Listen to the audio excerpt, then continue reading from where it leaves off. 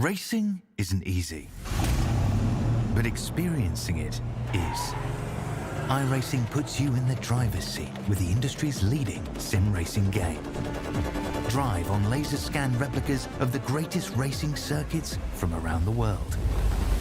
Go head-to-head against other drivers chosen by skill-based matchmaking to ensure competitive racing at every level. Compete across all your favorite series. In officially licensed cars, engineered to deliver the most accurate driving experience possible.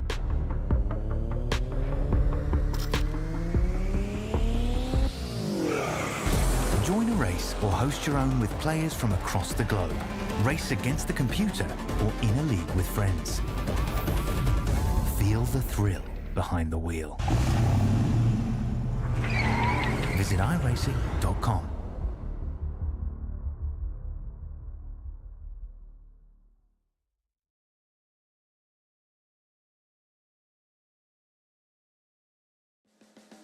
Welcome one, welcome all to SimSpeed TV. 2 weeks have passed since round one. That means it's time to get started for round two of the Aussie Online Gaming Porsche Cup, presented by Bowler Media, of course. The 7th season getting off to a very action-packed start at the Hockenheim Ring, and we're racing here in Italy for round two at the Autodromo Enzo Edino Ferrari in Imola. Very legendary circuit. Known for its Formula 1 Grand Prix over the years, and we've got 3 races coming up for you tonight. Very short and sharp sprint round for the series tonight, and to bring it to you all live on SimSpeed TV across YouTube, Facebook and Twitch is myself, Reese Gardner. I've got Ross Rizzo with me in the comms box, and Jay Kennedy handling production behind the scenes, giving you all the show of a lifetime here on this 7th of March 2023. Well, Ross, round one certainly brought forth a lot of talking points. Another new season, plenty of new drivers taking part in this series, and a lot of drivers coming away from round one with plenty of wounds to lick, I would say. This is the point where they can hopefully start getting their championship campaigns back on track. Yeah, thanks very much, Reese. Yeah, could not agree more with that. Round one was chaotic, and, you know, because the cliche goes, it'd be quicker to name the drivers who didn't have an issue. I'll do it right now. Tyson Broad and Bo Albert. Done. Yeah. And I was tempted to throw our AM championship leader in that mix as well, but I'm pretty sure we saw him off the road as well. So yeah, just lots of unfinished business, I'm going to say, for round two, and I've been looking forward to this round as much as, you know, a great net for the series with an amazing pilot episode, and you had to wait 2 weeks for the second one, and we're finally here, so I'm really looking forward to this. Yeah, as am I. Let's check out the venue we're racing at tonight. This fantastic circuit just across the river from the very ancient city of Imola in Italy. Of course, the reason it's famous is not always for good reasons. This was the place where the great Ayrton Senna lost his life, along with Roland Ratzenberger as well, in 1994. And the current layout of this track is pretty much the catalyst, the starting point for a lot of the safety standard improvements across Formula 1 circuits in the late 90s and early 2000s. So regardless, it's still an excellent circuit to drive. Plenty of chicanes and narrow in places, but there's plenty of passing opportunities, Ross. Yeah, for sure, Reese. You do need to be a little bit creative, though, because you can see from that track layout, no two corners are in the same direction in succession, or very few of them anyway. So you do need to do a little bit of switcheroo and moving around in the mirrors. And with only one particularly long straight and maybe one hairpin, drivers are going to need to get pretty bold to make moves here. Yeah, definitely going to have to. Especially considering that this is a 3-race format and the races are only going to be 11 laps each. There's no compulsory pit stops in this. There's going to be no need to pit for fuel or tyres anyway. So It's all going to come down to how moves are set up. That front straight can certainly provide some great drafting opportunities into the first couple of turns, though. Here's how it looks in the Pro class after the first round. Bo Albert absolutely dominating the opening round of the season. Didn't qualify on pole, but stayed out of trouble through the melee and took both race wins. And he is on a solid 300 points coming out of the first round. Zach Kerr and Kobe Williams rounding out the top three there. Matt Bowler didn't have a particularly good first race in at round one, but finished well in race two, so he sits in fourth coming into the second round of the championship. And one of the drivers that we were expecting to go a lot better at round one was Massimiliano Roldo in P9 in the standings there. Unfortunately, getting a penalty from race control. And from what I can see, he's not in the field for the second round here. So plenty of changes coming up here, Ross. Yeah, as we turn our attention to the Pro-Am standings, and we can see Tyson Broad out front, and a lot of that with a decent margin, mind you. Not as big as Bode next to second place, but that lead is virtue of having mixed it up with the pro drivers all night long. He got an outright second place, I think, in round one. Absolutely outstanding evening for Tyson. But Sean and Pedersen also showed magnificent pace all evening, so they'll be keen to reel in that gap to Tyson. Yeah, they certainly will. Looks pretty close between Wade Sheedy and Nicholas Garriich there for 7th and 8th. Nicholas Garriich, of course, the AM class champion of last season. Speaking of the AM class, here are the standings. Steve Tonkin currently leading those standings after taking the AM win in the second race in the first round. Josh Lane also doing well, as well as Tim Betts. Very close here in the AM championship standings. And if you had your keen eye on the numbers, you would have noticed they're different colors. Jay Kennedy has made a couple of changes to the overlays for this round going forward. It means that we can very easily tell who is in what class.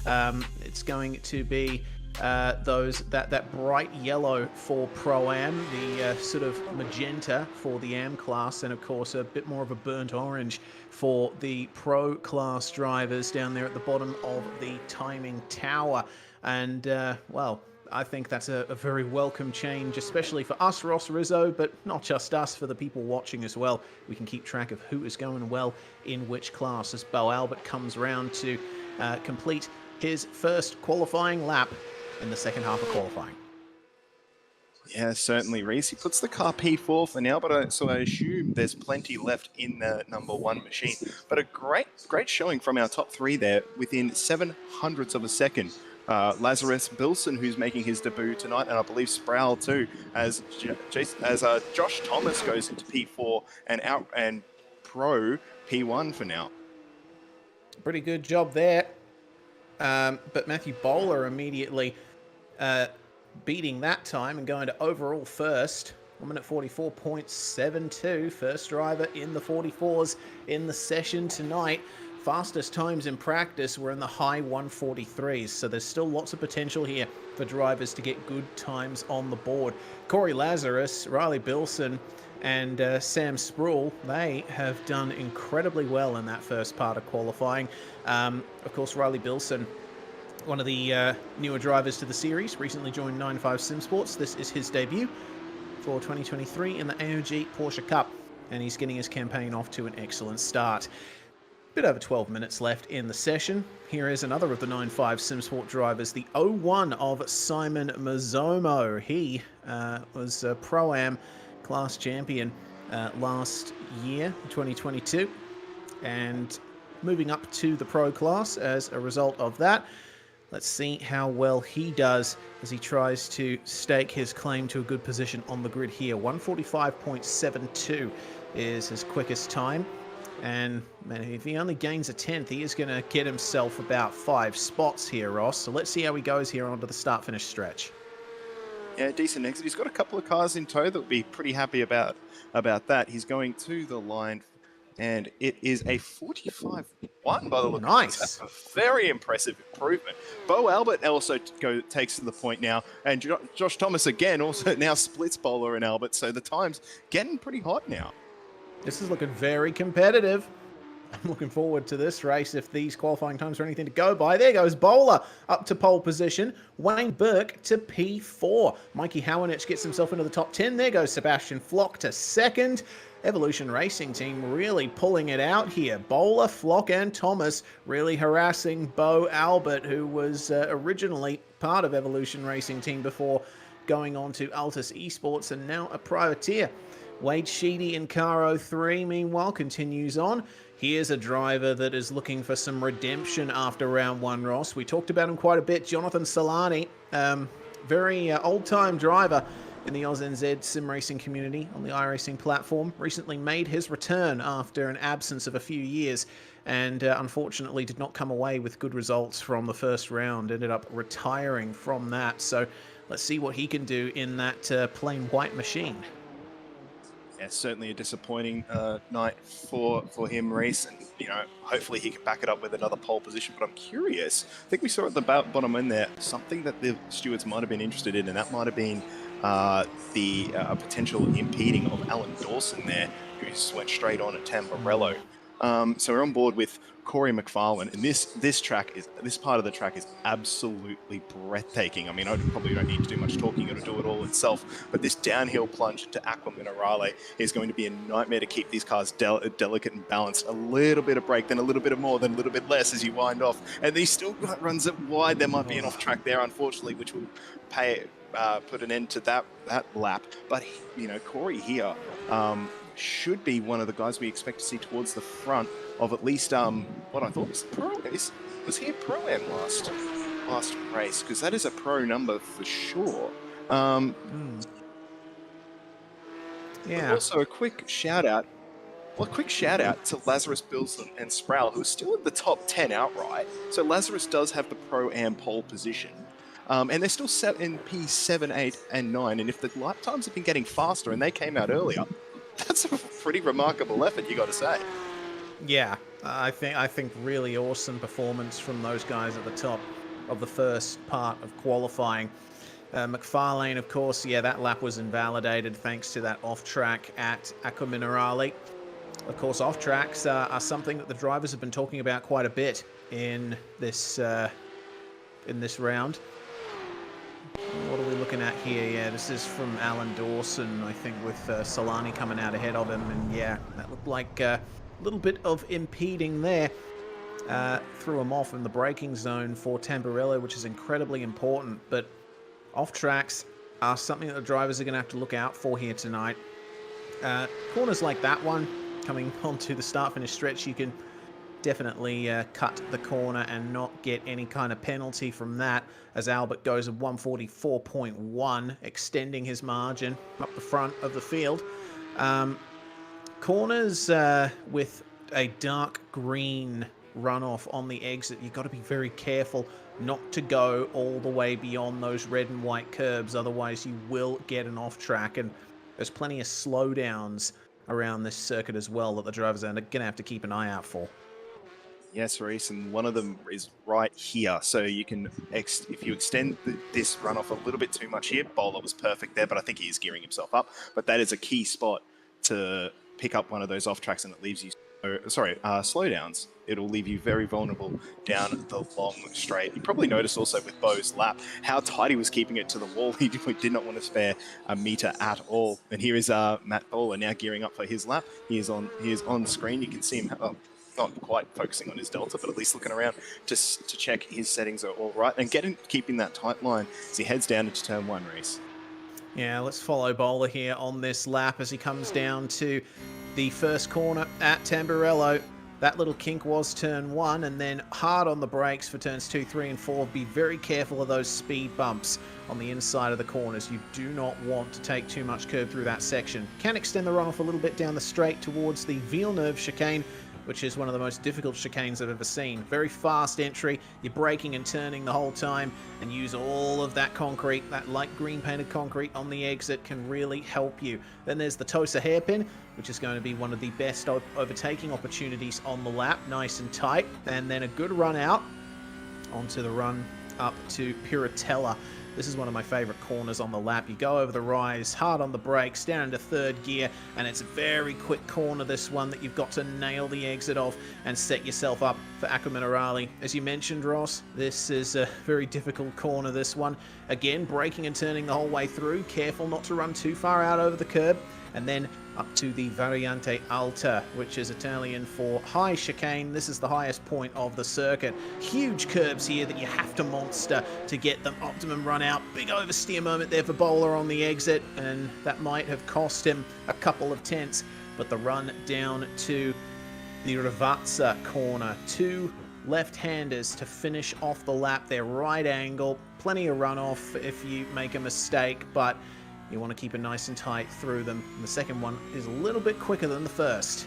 Good run onto the start-finish stretch, and across the line he will come. Let's see if Matthew Bowler can retake provisional pole from Bo Albert. Across the line, 144.305. That is an improvement in lap time, but not in position. Yeah, that helps not secure that front row, but it is an important improvement nonetheless. He's going to press on here. He's obviously wasting no time getting on with it. But yeah, that lap looked very, very smooth. And here we have a look at that oversteer moment at the Variante Alta. So he hits the curb nice and a little bit over speed there, and then the car just bounces a little bit awkwardly. He gets keen on the power. The rev lights light up, yeah, the car doesn't quite like it too much, but on his way up to P2. Oh, got some news from race control already here. Car 93, Patrick Harding, has gotten himself a license point penalty for interfering with Corey Lazarus on his 7th qualifying lap. So that's not going to be a good start to the night there for Patrick Harding as we follow Wayne Burke on the way through Piratella. See how much Kirby takes on the exit. This is one of those corners where you can use some of that green runoff, but it's very slippery. Oh, for sure, Reese. Yeah, those greens, the green AstroTurf that you mentioned before, it is pretty slippery as well, but you do need to use it. The track does grip up over the course of the evening, so we will see more and more speed and more confidence as drivers use that. Now, Wayne Burke, he'd be familiar with smashing a couple of cars over these curbs here, knowing his normal wheels, but that was 4 wheels well over the curb there, which would surely invalidate that lap, Reese, as he heads down to perhaps start another lap. Yep, that's a slam dunk there. As long as you keep 2 wheels on the red and white curbs, generally you're fine around this place. But yeah, too much of an understeery run out of that chicane, and didn't look like the exit from the final corner was all that hot either for Wayne Burke, so he might be compromised already going into this lap. Let's see how he goes in the last 3 minutes and 10 seconds as Jonathan Solani has run a time good enough for 10th. I don't think he'll be able to come back out to set another lap time. We are running the heat session format, which means there's going to be a hard cut to the end of qualifying. You have to finish your final lap before the timer hits 0. Here's another one of our debut drivers for this round, John Merritt of Echuca Toyota. We've seen him racing quite a bit recently, particularly in the Formula V Australia E-Series by Southern Cross Esports, which is broadcast every 3rd Wednesday here. Let's see what the Pulsar Echuca Toyota number 64 can do to put himself a little bit further up the field. Currently in 9th place and gearing up for another qualifying lap here. All mileage is good mileage. It's good to see John getting those miles on the board, and 9th at the moment. He only needs to find 3,000ths of a second to jump Mazomo behind the car on the exit of pit lane there, who has to be careful with more cars behind him. But bowling into Tamburello, a little bit tentative through there, maybe a little bit too deep. You can see the car squirming as he hits the bumps. Now on this run too, the chicane, as you called out, very difficult. This chicane here, Reese. You've got to get so much of the car over those sleeping policemen, but not too much, or else you start damaging the car and bouncing around it. Now into Tosa, you use the camber on the inside. He's just about done that, hooked that up quite nicely, and it gets slippery out there, but it looks like he used the traction beautifully as now he heads up to the rise into this beautiful middle section of the track race. Here's a pit exit here for Corey McFarlane, car 94. Oh, that's Solani coming out to start a lap, and McFarlane having to go outside the bounds of the circuit there to avoid it, and might have gotten an unsafe pit exit as a result of that too, but we'll have to see what Corey McFarlane does in the last minute or so of this session. He is on his final lap and looks to me like he will be able to finish it at this stage, but only just. McFarlane still has yet to put a time on the board. He and Javin Wood, the only drivers that haven't set a time in qualifying so far, and the car was looking a bit unstable there on the exit of Piratella. Here come the final salvos of lap times. Sean Linsell moving himself up into 8th place. That's a really good run there from the ERT driver. Hayden Veld for Synergy Sim Racing, currently 7th place. Will he improve as he comes across the line? It was a very wide line across the last couple corners. That is not a valid lap for Hayden Veld. Wade Sheedy, can he improve on 26th place? Coming up to the line, 1 minute 45.9, his fastest. That is not going to be quicker. We've just seen also Bo Albert crack into the 43, so that practice pace now showing for sure now. Yeah, Corey McFarlane now, is he just going to beat the buzzer here? If he beats the buzzer, it's going to be a great lap time, and no, it's not there for Corey McFarlane. 35th is all he could do. Well, a shame for Corey there, but I wanted to call out Hayden Veld, P7. We saw him starting towards the back last week, and he made some chaos, good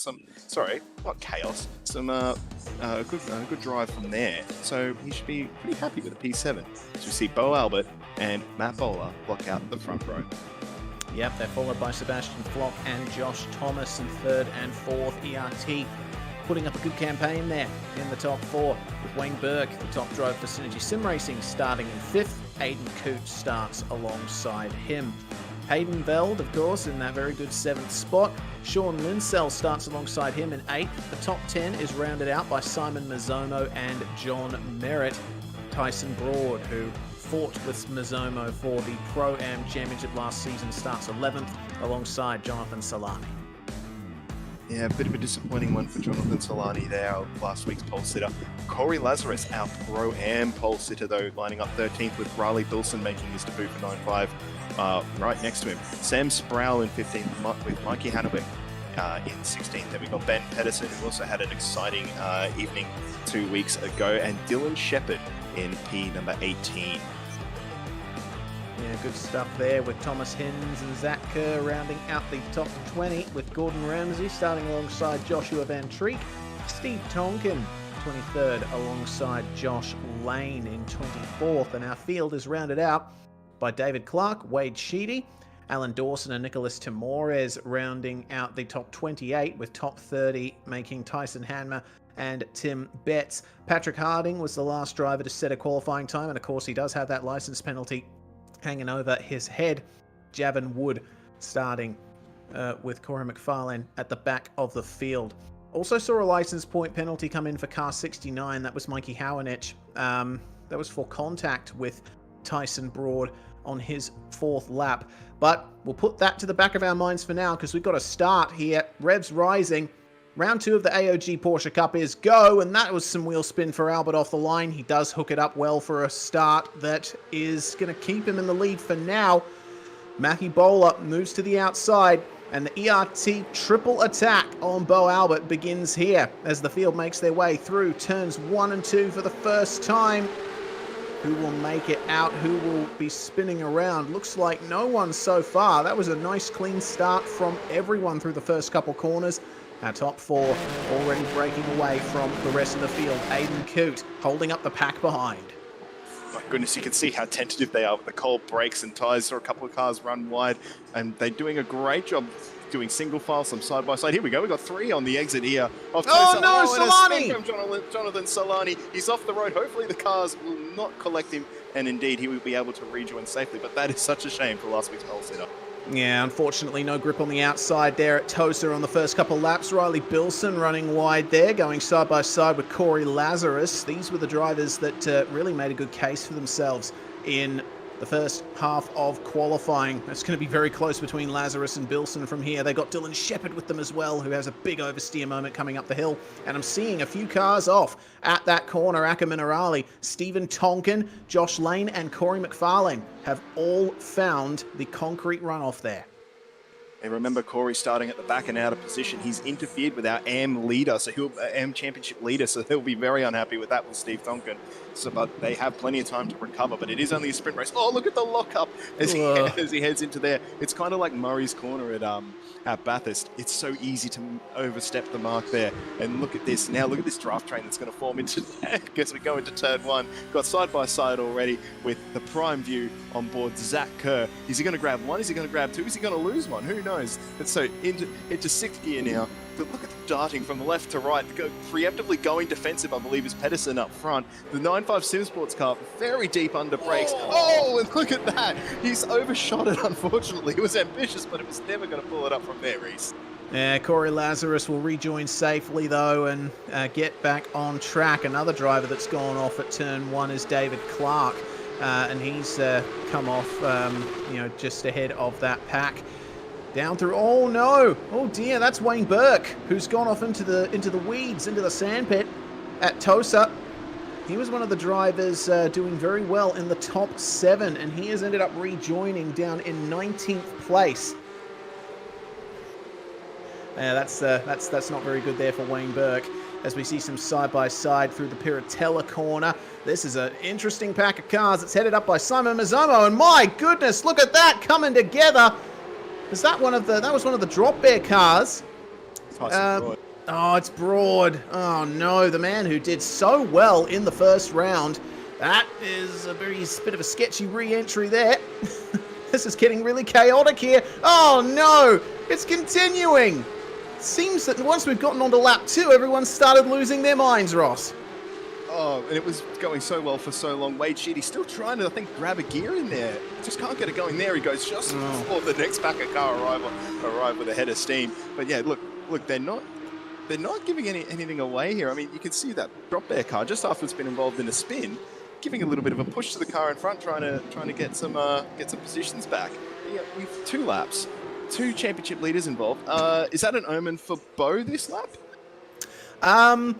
Well, considering that he's currently in the lead by over a second from the ERT trio, I think Albert might just try and take things easy. Here's what happened to Tyson Broad then, coming down to Ackerman Arali.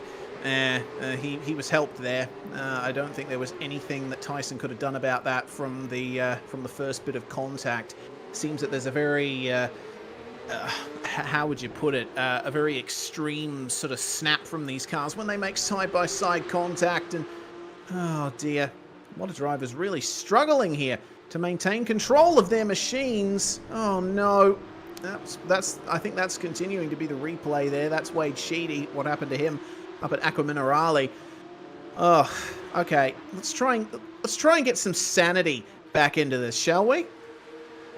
I like the fun chaos. I don't know about you, but this is great to watch. But we've seen plenty of side-by-side action, but unfortunately not ending in all the best ways. So we're on board with Ben Pedersen, who had a fantastic, I think, race 1 of round 1. Didn't quite go so well in race number 2, but I believe that is John Merritt right ahead of him. So he's gnawing on the heels of a pro driver here, who is also within punching distance of the car ahead of him. So we've got potentially interesting Tamburello coming up.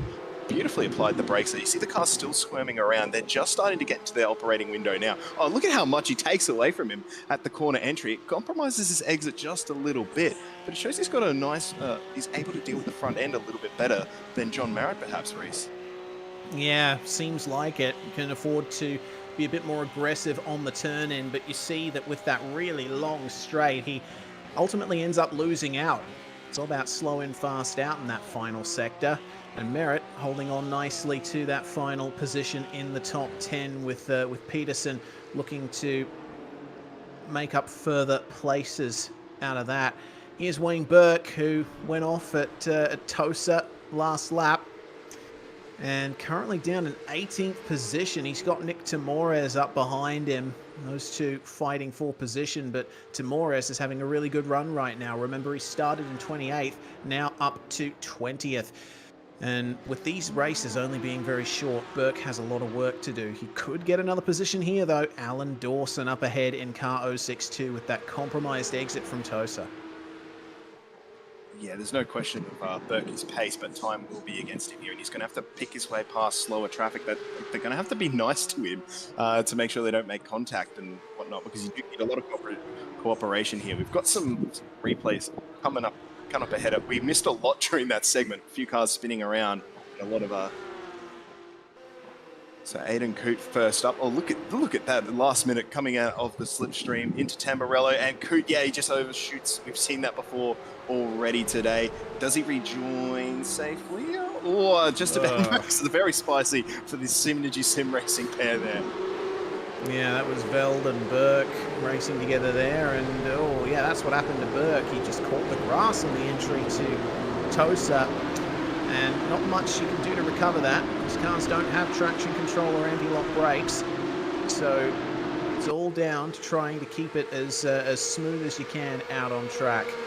We are back live and back to Wayne Burke, who has made the move on Alan Dawson, and that happened down at the first of the Piratella corners. So back up into 17th now for car 89. He's got a big gap ahead to the battling pair of Mikey Howanich and Corey Lazarus, who are fighting over 15th and 16th right now. A bit further forward, Ben Peterson continuing to suffer pressure from John Merritt, actually making the move on him when we weren't looking, and they are right up with Riley Bilson here. Aiden Coote not that far ahead either after his off that we saw on the replay. I'll tell you what, that might be worth looking at a replay when we get a chance. That was a lovely exchange between the three of them, with Pedersen picking up a spot and now chasing down Riley Bilson, who also had a fantastic side-by-side moment with Merritt. So Merritt's starting to struggle a little bit, but if he stays... Oh, Ben Pedersen overshooting the second part of Aqua Minerale there. Probably picked up an off-track, but hopefully not a slowdown so he can press on, Reese. Yeah, it doesn't look like there's been much of a slowdown there, but he'll still be having to clear it if he did get it. It actually looks like Ben Peterson has actually gotten away with that, amazingly. So keeps Merritt behind him for the time being, but they've both lost touch with Bilson as a result. And Aiden Coote starting to draw out a gap there as he tries to chase down Simon Mazzomo in the 9.5 car up ahead for 7th spot. Well, we are past the halfway point of the race now, and it seems like Bo Albert has not been under much pressure up the front. You see the gap is still over a second. Bowler has been keeping him honest, but Thomas and Flock still chasing as Merritt trying to find a way back past Peterson. Is not going to work on the way into Tamburello, but Peterson takes a bit too much curb there. That's unsettled the car. That could allow a move here for John Merritt coming into the Villeneuve chicane. Defensive for Pedersen. If you're on the outside coming into this corner, then you can dive up the inside for the right-hander, but it seems he is backed out of that one for now. Not many other opportunities here for Merritt to find his way past. It is a good overtaking opportunity at Tosa, but the run between the corners is very short, so you've got to rely on your rival making a mistake. And Pedersen did not put a foot wrong through in there. Back at the hairpin, I'm having a look at Wade Sheedy having a crack around the outside of David Clark. Oh, car spins in front of him. Tyson Anma finds the fence, unfortunately, where the engine is. That's not going to help at all. A pretty average night for Tyson, who I certainly know should be mixing it up well inside the top 20. He was up 9 positions when that happened, and just looks to me like he got on the throttle too hard and spun up the rears on the exit of Tosa. This is how it happened. Move being made behind, and then Hanma just loops it on the exit of the turn. That is a real shame there. You know, he's probably kept the boot in it just to make sure he stays out of the way of everyone else behind him. So probably a bit of a noble thing. Didn't look too spectacular.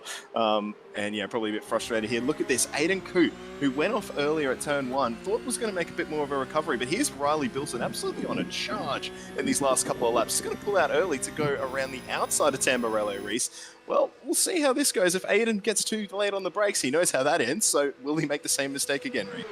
Yeah, well, side by side in the braking zone. Bilson a tiny bit later on the brakes. He's going to try and get it around the outside. And, oh, don't make contact, guys. Room is left, but only just. And Bilson has to take to the AstroTurf for that. Look at the run from John Merritt behind. No room for him to make his way through. Fantastic battle here as round the outside of Villeneuve goes Aiden Coote to protect that position from Bilson, who goes for a spin. He keeps it off the track miraculously. Brilliant save from Bilson, but oh, what a shame for that to end that way, because I thought these guys were just a package of highlight reels. John Merritt managed to make the pass on Pedersen off screen, and then suddenly we've got Bilson off the road, who was on a charge, but Pedersen's not done here with Merritt. Merritt's not done with this battle either. Into Aqua Minerale we go. Oh, Merritt a little bit wide here. Does Pedersen fancy a shot here at the chicane up here? It's a good run, some good traction here. Merritt's sort of not getting to grips as well as he probably would like with this car.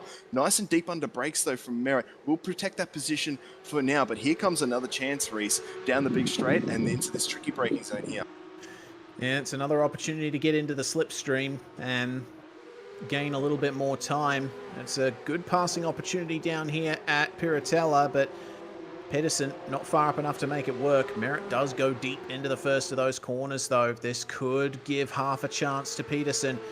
Oh, wow, Merritt once again focusing on the exits. He does get a run on the exit of the corner. He's got the slipstream from Aiden Coote ahead as well, which could keep Pedersen behind. 10-second time penalty for the number 69.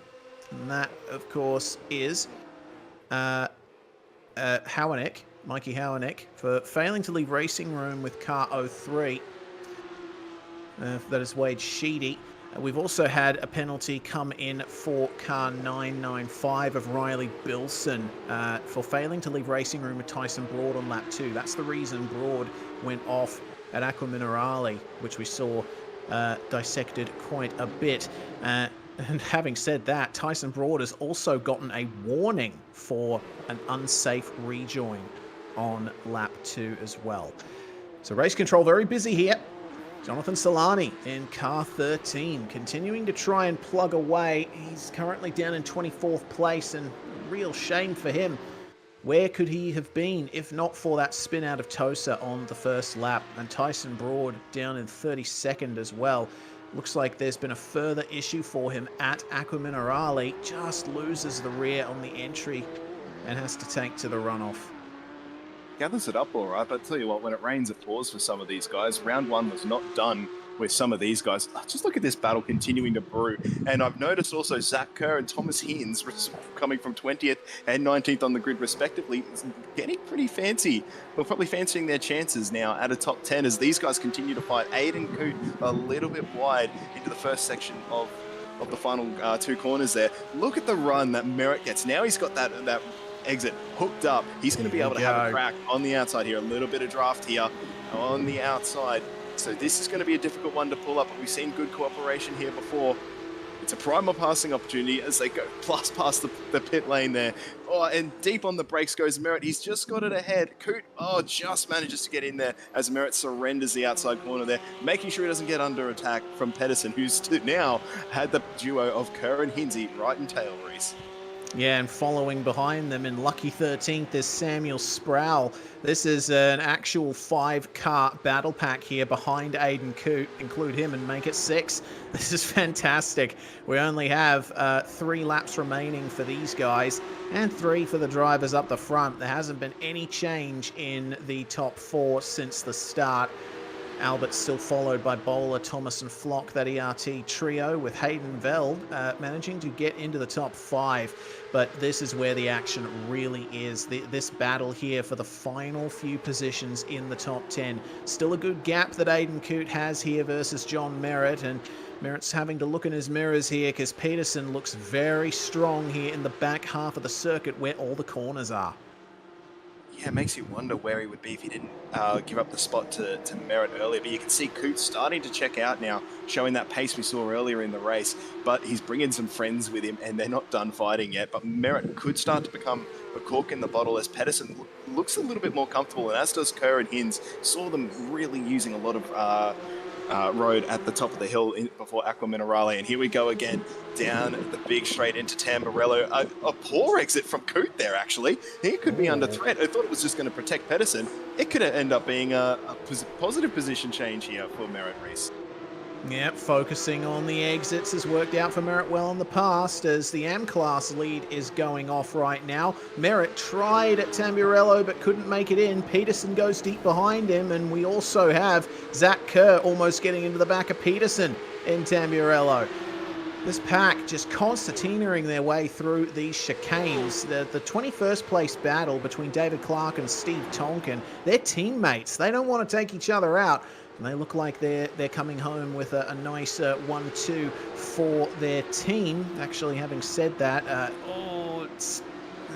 dearie, mistake from Pedersen.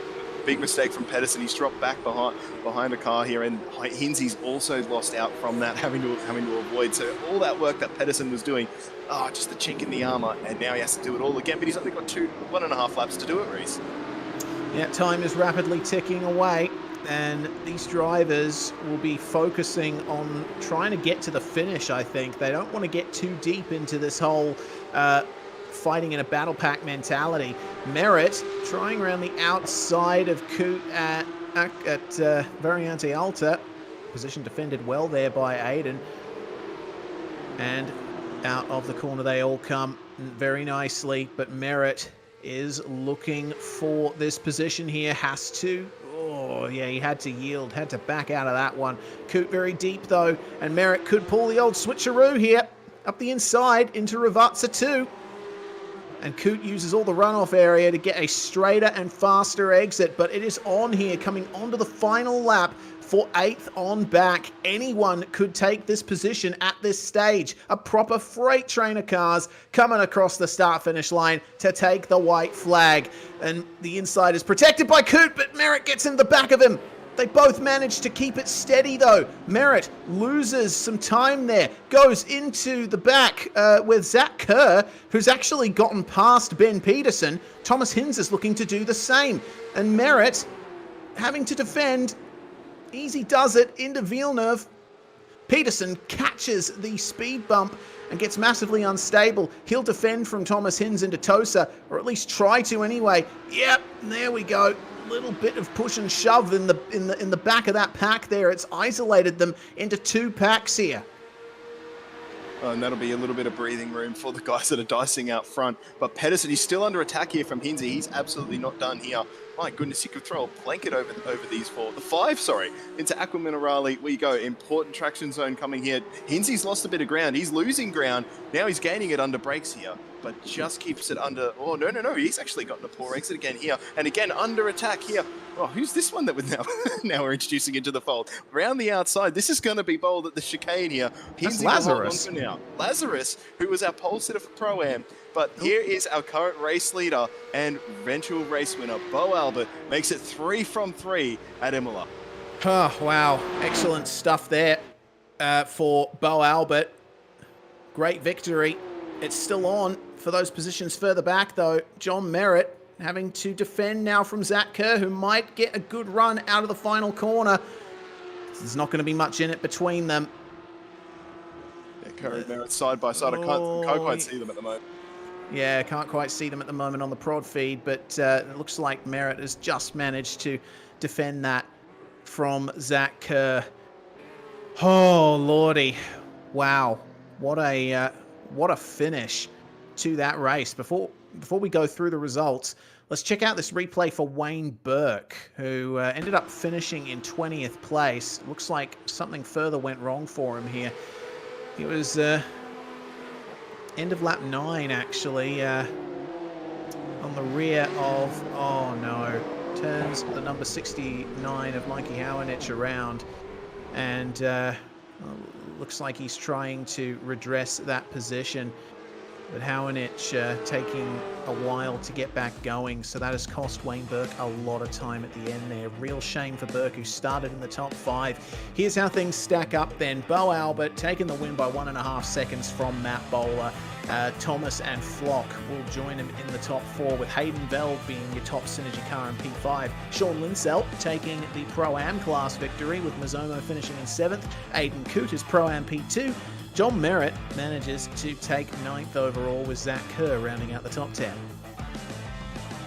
And then in 11th place, we have the green machine of Ben Pedersen, followed closely by Thomas Hinds, who came on strong towards the end there. Corey Lazarus in P number 13, and then Riley Bilson, a decent little recovery there to back into 14th. Remember, he was off the road mid-race. Sam Sproul, he started P3, I think, in Pro-Am, finds himself in 15th overall. Then Alan Dawson, Gordon Ramsay in 17th place. Corey McFarlane manages to get back to 18th after starting from the back of the grid, so a solid effort there. The 19th place for Wade Sheedy, and in 20th place is our AM division winner, David Clark. Stephen Tonkin continues to do well in the results there, taking 2nd in AM in front of Josh Lane. Hanma Shepherd and Nick Tamores round out the top 25 there, with Tim Betts on his lonesome, 4 seconds ahead of Joshua Van Treek. Wayne Burke, well, it really is a matter of what could have been there for Berkey and Broad as well in 28th and 29th, and hell, throw Solani in there as well. All of those drivers had a lot of potential here in this race. Patrick Harding, last car to finish on the lead lap. Mikey Howanich 3 laps down, and Javin Wood, our sole retirement, I believe, from this one. In fact, it doesn't look like he actually even took the start, so I believe Howanich is a retirement from that one. And Mikey Howanich's troubles continue here. He's been given 0 points for that first race because he escaped back to the garage without permission from race control. We also see that John Merritt has gotten a final warning from race control for contact with Riley Bilson. So Merritt needs to give drivers a little bit more space here in this race, lest he get disqualified from the round, I believe. Yeah, we saw Merritt do a big checkup in the last couple of laps there and kind of overcompensated at one point. So he knew he was probably on the bubble, and it's probably not his style to rough it up with the drivers, but indeed did come a cropper with the tricky braking nature of this car. But, you know, can't be too harsh on himself, but he does need to be very careful about this next race, Reese. And as do a lot of drivers. We expected it to not be as chaotic as round 1. It continued where it left off, didn't it? But we saw some brilliant racing. That was a wonderful race 1.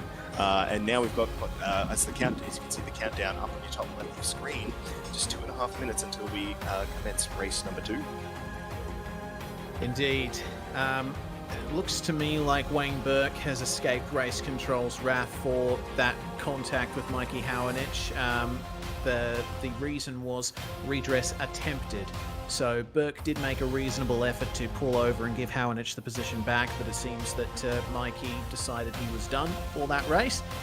So again, no further action for that. So that's quite a few penalties already coming out of the first race here.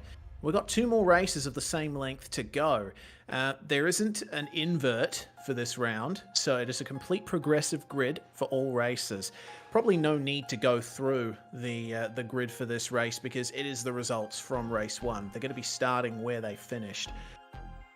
The question is, drivers like Burke, Broad and Solani, they'll be starting right at the back of the field, and they will have a lot of work to do to try and work their way back up to the top 10 vicinity where they could reasonably argue they should be.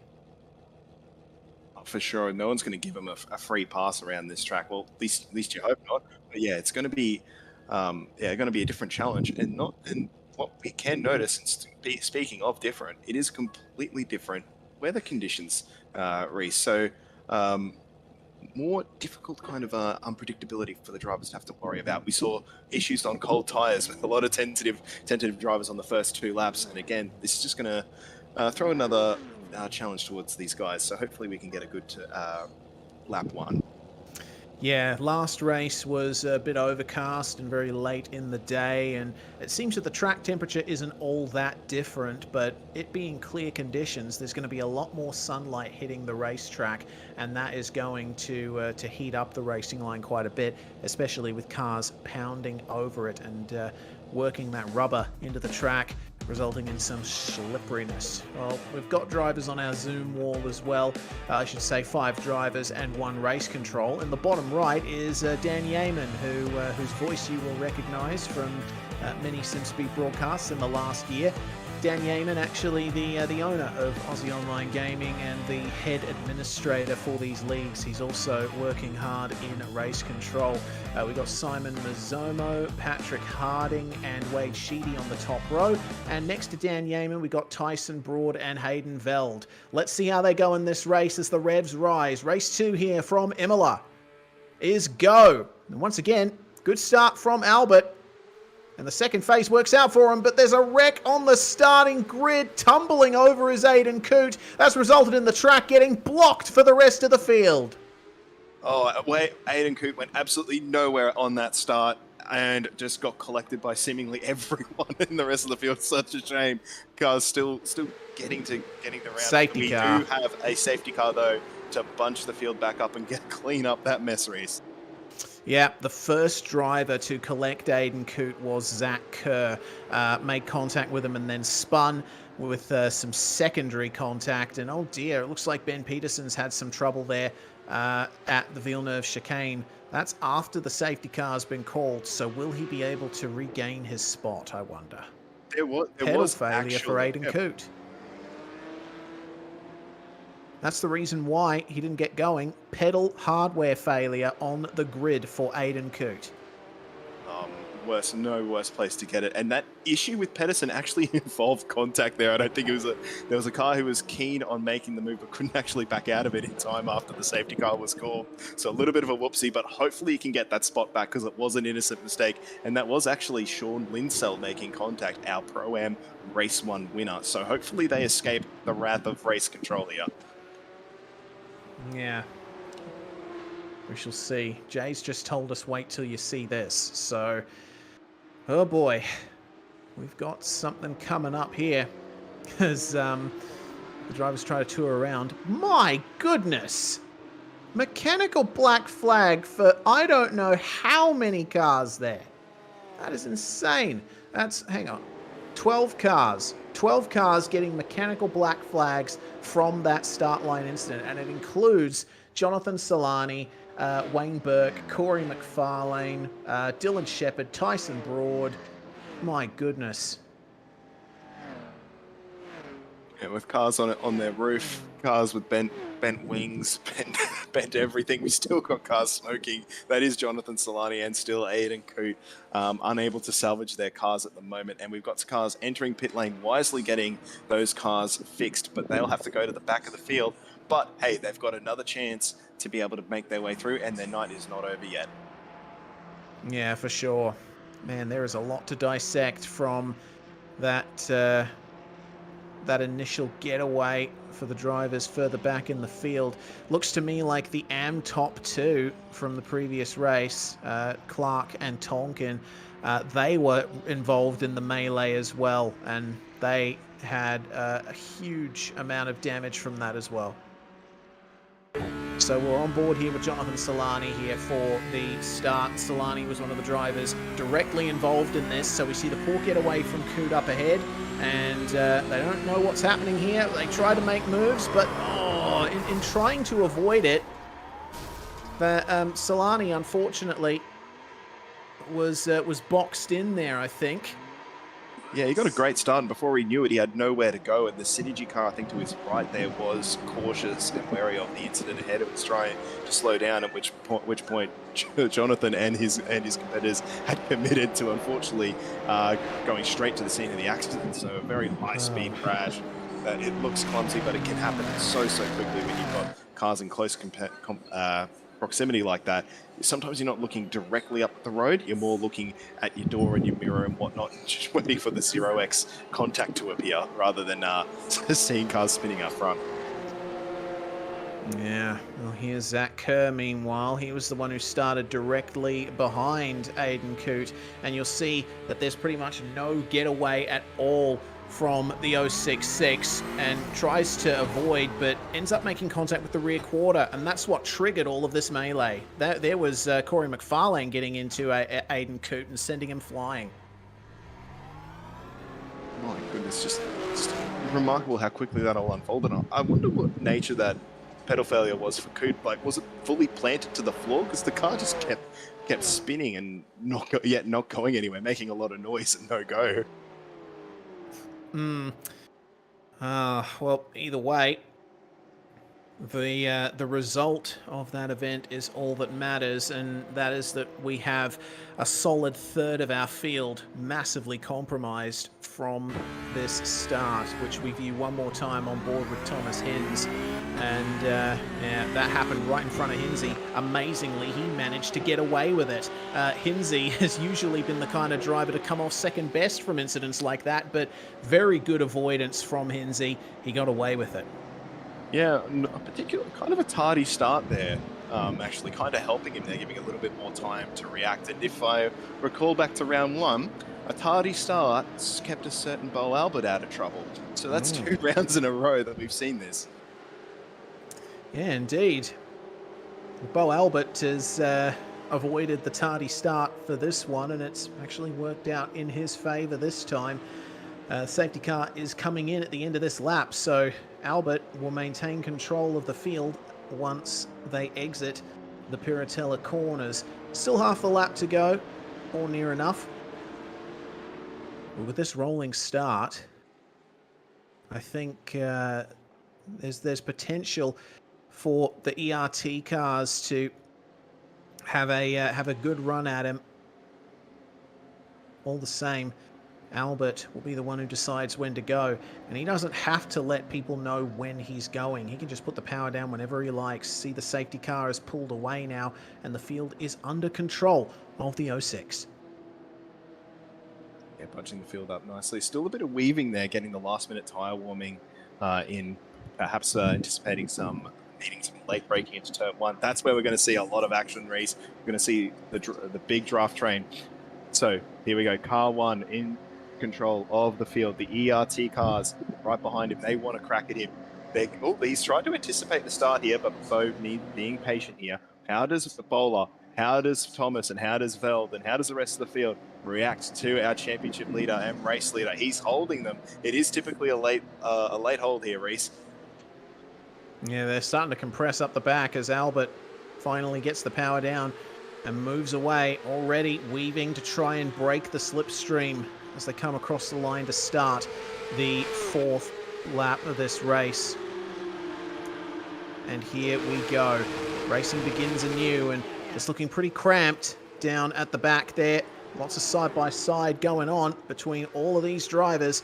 But Sebastian Flock is the one we focus on at the moment. He's down in the field at the moment, down in 5th, trying his best to keep pace here with the top 4. Hayden Veld doing very well in number 53, right on board with Mazomo, meanwhile, coming into Tosa. Mazomo's had a pretty good start himself. 7th place start, and has gained one on Sean Linsell. Yeah, he'll be pleased with that progress as well.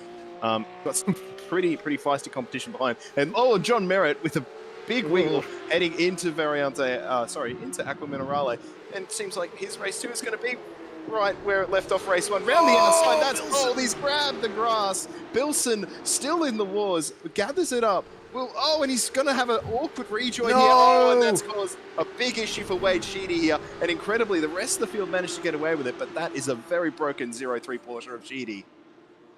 Yeah, evidently a lot of displeasure being made clear there. Gordon Ramsay had nothing, there was nothing he could do there. Speaking of Ramsay, actually having an incident himself at Variante Alta, gave a tap to car 18, Tyson Hanmer, and they both spun off. Well, the end. Oh, it looks like Hanmer's got a mechanical black flag, unfortunately, from that. Didn't seem like that hard of a hit. All right, Bo Albert up the front of the field. Not as far ahead as he would like on ERTs, Matthew Bowler and Josh Thomas. Hayden Veld keeping them honest as well in fourth.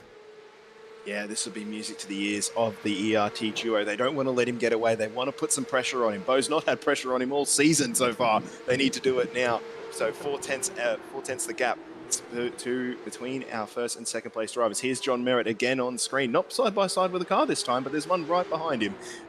And we have another replay on screen of this very crazy incident. This is Tyson Hanmar. We also see the 103 head to the inside, and that's what caused it. Bit of a late move there from the Pro-Am driver. Oh, my goodness. That might be what gave Hanmar the meatball.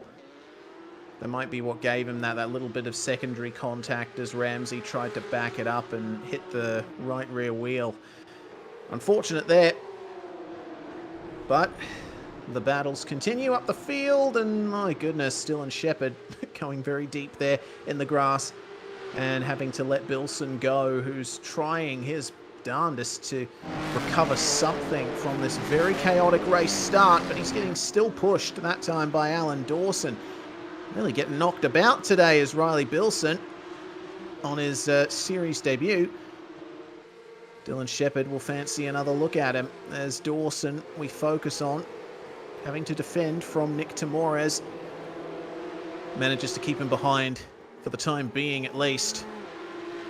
Dylan Shepherd had a crack around the outside of Bilson there. That was never going to work, and now he's under threat from Corey McFarlane, who's in the prime spot for late braking maneuver down into turn one. But we can see the draft not having the impact that he needs right now, and in fact Dylan Shepherd closing in on Bilson in front.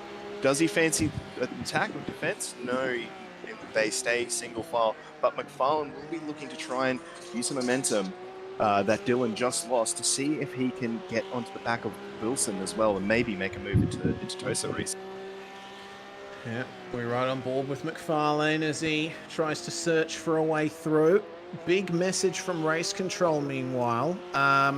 Post-race review of the safety car restart. Multiple cars at fault apparently. We did see a bit of a check-up in the midfield, and potentially there were cars with too much overlap before the start-finish line. So we'll see how that goes. Meanwhile, news of a replay for Nicholas Timores in car 21. What happened to him down here? Oh, goodness. Yep, that's what happens when you go too deep into Tamburello, locking up, and over the speed bump, the floor of that car will have suffered a bit of damage from that. Yeah, McFarlane wasting no time here on Shepherd. He's really gnawing at the back of that Porsche gearbox. Bilson is trying to get away while he can, but as we thought, McFarlane does have better pace than what we've seen so far this race, and we've seen Shepherd go defensive on a couple of occasions here. He doesn't on that occasion, but look at the run from McFarlane. He's got this thing much better hooked up than Dylan, who I would have thought would also be pretty privy to these cars, but I think also...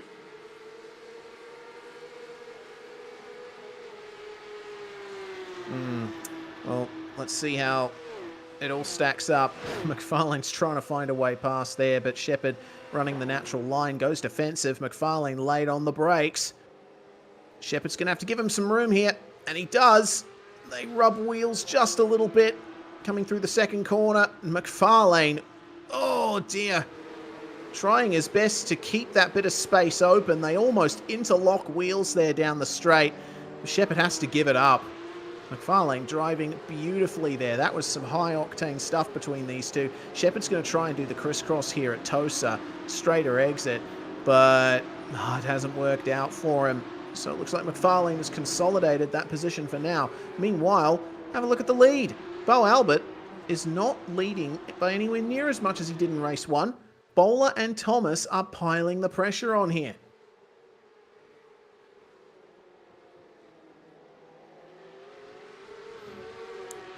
We appear to have unfortunately lost Ross Rizzo, it seems. Hopefully we can get him back in the comms box very shortly. Coming up to the end of lap 7 then. Oh, we got you back, Ross. We got you back. Terribly sorry about that. Dropped out at the worst possible time. Yeah, this battle, Reese, you were just talking about it. Bowler has managed to keep the reins in on the #1 car, and he's keeping a friend with him in Josh Thomas. But look at the gap that Bo's been able to pull out in the last couple of corners, so maybe a scrappy lap from Bo. But this is their chance to really put some pressure on the #1, make him work for this win. Yeah, Bo definitely does put the hard yards in, whether he's leading by 1 second or 10, but there's definitely quite a bit of pressure being piled on him at the moment by Bowler, who has shown himself to be a very deft hand in these cars himself. Yeah, there's been no shortage of pace from the #12 ERT Porsche so far this season, and now this looks like it's probably his best chance so far to get a race win. Well, of course, I mean, he's been in the wars in the last two. Actually make that 3. No, he had a clean race 1, don't mind me. But yes, good pace here from Bowler. He's got Josh Thomas in behind him, and he's certainly not, he's got Bo probably not where he wants to be at the moment. Certainly keeping him, look at the way he's able to close in through Aqua Minerale. Very confident under the brakes there. Bo with a nice exit there, but it looks like you can start to see the apparent strengths and weaknesses between the cars and their driving styles. And Bowler's starting to work it out. He's starting to work out and size up a move at our race leader. And Josh Thomas, he's right there too. They have not dropped this guy at all. Again, though, it seems that Albert is focusing on the exits. Oh no, that's a problem for Ben Peterson. Slow on the entry to Aqua Minerale. So what happened to him here? This is the this is not going to be a good night for Ben Peterson if that continues. We'll keep an eye on the leaders, but we'll see what happened to Peterson. Was this rear end contact from the 16 of Zach Kerr? No, it wasn't. Remember how I mentioned how slippery that dark green AstroTurf is? Well, that is that point in action. Yeah, he was looking so confident in turn 1 and in race 1, and now that's bitten him. And here we go.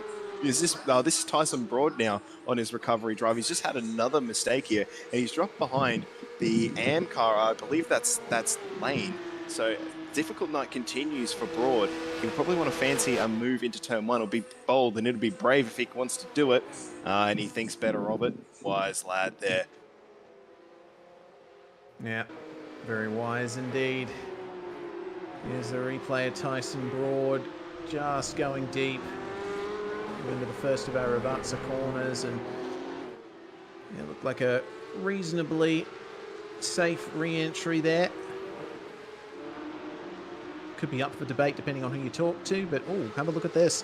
Thomas Hins has gotten away from this pack. And this is excellent stuff here. McFarlane and Bilson still going at it here. Oh, that was a big oversteer moment for Bilson. That's going to allow Wayne Burke through, who, despite having to come into the pits under safety car to repair all of that damage, has managed to work his way up to 12th spot, and he could be looking to position in the top 10. Is that a slowdown for Bilson on the exit of Aqua Minerale? It is indeed. But Sproul and Shepard side by side through the chicane. Shepard gets bumped off. That's going to allow Bilson one of those positions back quite easily. Yeah, Sproul having none of that through the chicane. Dealt some a hard argument to Shepard there. They're still going into the second to last corner. We know you want to set up this corner here where Bilson has absolutely made a meal of that one. Missed the apex by a mile. And here comes Dylan Shepard. He won't have the draft unless Sproul wants to give him a little bit of assistance. Sproul in an interesting position. Who does he want to give the draft to? He could be under attack by either or both of them by the time they get to the straight. Side by side across the line. 2 to go. Shepard on the inside. Bilson on the outside. Looks like Shepard's just going to tuck back in and hold on to that position. Good exchange, guys. Yeah, very good there. No further action for that incident between Bilson and the 606 machine of Sproul. It was redressed. So play on and try to keep it clean. 2 laps to go for these drivers, and everyone's looking for a spot, aren't they? Just behind we see a tiny little bit of side-by-side running, and that was between Dawson and Kerr. This is the incident that Race Control was talking about. So Bilson on the outside of Sproul, and just caught the curb and got into Sproul. Pass was made, but then we'll expect Bilson to pull over at some point and redress that. In fact, It might not have been a slowdown out of Aqua Minerale for Bilson. He might have been redressing the position there. Yes, that makes sense. Oh, and Bo has whiffed the final corner there. This finally gives Bowler the chance he's been wanting for all race, but it only gives him one shot as we see Barney with the white flag. One lap to go for these three. What a fantastic race this has been between these guys. Bowler not quite getting the draft he would have liked. I'm sure he would have fancied to go into turn one. Actually, I think he still does. No, not quite. He will have to set it up through Tamburello. There's still opportunities left. Bo doing a great job in placing the car, but Bowler has not let him breathe this entire second half of the race. Fantastic pressure from the ERT duo, Reese. Yeah, who gets it right into Villeneuve? Albert a little bit narrow on the way in, and that gives Bowler a little bit more of a run coming into Tosa.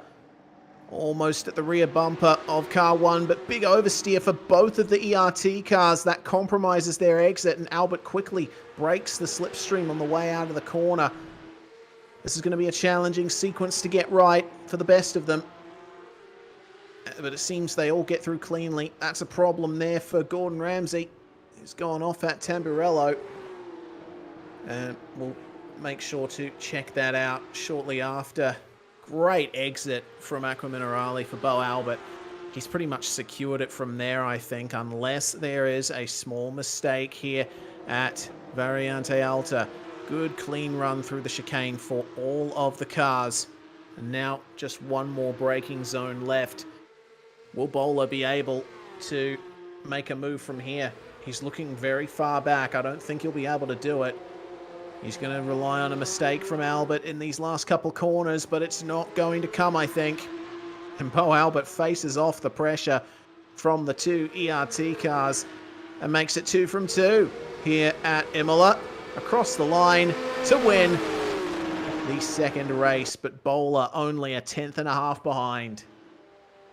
Fantastic race from those guys. And here comes, that's Hayden Veld for a magnificent P4. P5 for Sebastian Flock. It's still on between these two. Bilson! Oh, no! Oh my goodness. Even right at the death, it continues to go wrong for Riley Bilson here. Such a shame. Dylan Shepherd will pick up the spot ahead of Sprowley, and I believe that is Kerr that's going to pick up a spot over Dawson right at the death there. Yep, Kerr and Dawson only finishing a few tenths apart, and Albert already beginning his second set of victory burnouts for the night. Will he be able to make it 3? We'll find out very shortly with race 3 coming up very soon. Let's go through our results then before we step aside for a little breather. Bo Albert taking the win by 0.155 from Bowler. Thomas completes the podium again. And then we've got Hayden, Veld, and Sebastian Flock rounding out the top 5. Another strong finish for Simon Mazomo to take 6th. Sean Linsell takes the Pro-Am win there in 7th ahead of Corey Lazarus. John Merritt and Thomas Hins round out the top 10. And Hins, of course, very lucky to get away with that start line incident. Some tales of woe here from McFarlane and Burke in 11th and 12th respectively. Dylan Shepherd in the wars as well, with Sam Sproul always in close tow. Zach Kerr, then Alan Dawson and Joshua Van Treek down to 17th. 18th is again Steve Tonkin taking the AM victory. Great drive there. And Tyson Broad and Riley Bilson, both of which, my goodness, they've got a long list of issues that they've had in tonight. Yeah, for sure. Mikey Howanich comes home 21st ahead of Nick Tamores and Gordon Ramsay, who had his incident on the final lap, losing some places. David Clark, Wade Sheedy, Patrick Harding, Tyson Hanma, the last cars to finish on the lead lap, and then we got Josh Lane a lap down, Aiden Coote a lap down. Of course, Coote's poor getaway was what caused that incident at the start. Tim Betts rounding out the top 30 a lap down, and then unfortunately it was a retirement for Ben Peterson in the end. After that spin we saw from him, he pulled into the pits and was done. Jonathan Solani also retiring from the race after the incident on the starting grid. But we still have one more race to go here, and we'll get to that very shortly. We'll see what this finish was like here with the number 69 and Mikey Howanich and Riley Bilson. Actually very close at the end. It was less than a car length between them. Bilson getting very lucky there to hold on to that final position in the top 20. We're going to step aside for a few minutes here on SimSpeed TV. We have not been able to catch our breath once throughout this first 2 races. We're going to need every bit of oxygen we can for what should be a very tight race 3. You're watching the Aussie Online Gaming Porsche Cup presented by Bowler Media. Racing isn't easy, but experiencing it is. iRacing puts you in the driver's seat with the industry's leading sim racing game. Drive on laser scan replicas of the greatest racing circuits from around the world. Go head-to-head against other drivers chosen by skill-based matchmaking to ensure competitive racing at every level. Compete across all your favorite series. In officially licensed cars, engineered to deliver the most accurate driving experience possible.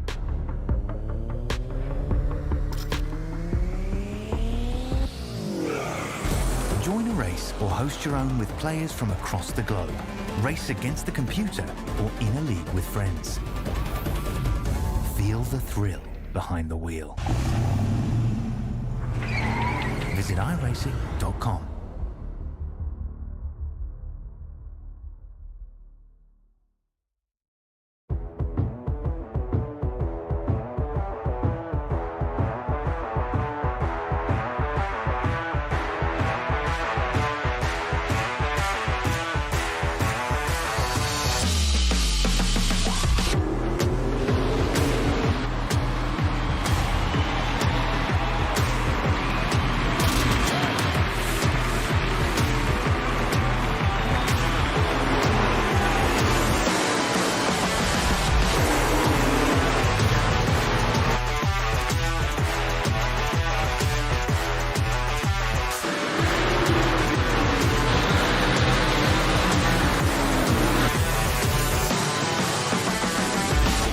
World of Outlaws Dirt Racing is available now.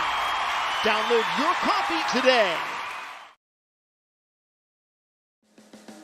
You're watching the Aussie Online Gaming Porsche Cup presented by Bowler Media here on SimSpeed TV. Reese Gardner and Ross Rizzo with you in the comms box, and Jay Kennedy bringing you this replay of what happened to Gordon Ramsay at the end of the race there. Oh, he did the same thing that Nick Tamores did earlier in the race. Went too deep into Tamburello over the curb and ended up giving Josh Lane a big whack. And we see Lane pulling off there in the background. So obviously that wasn't the best of ways for the final lap to start for either of those guys, Ross.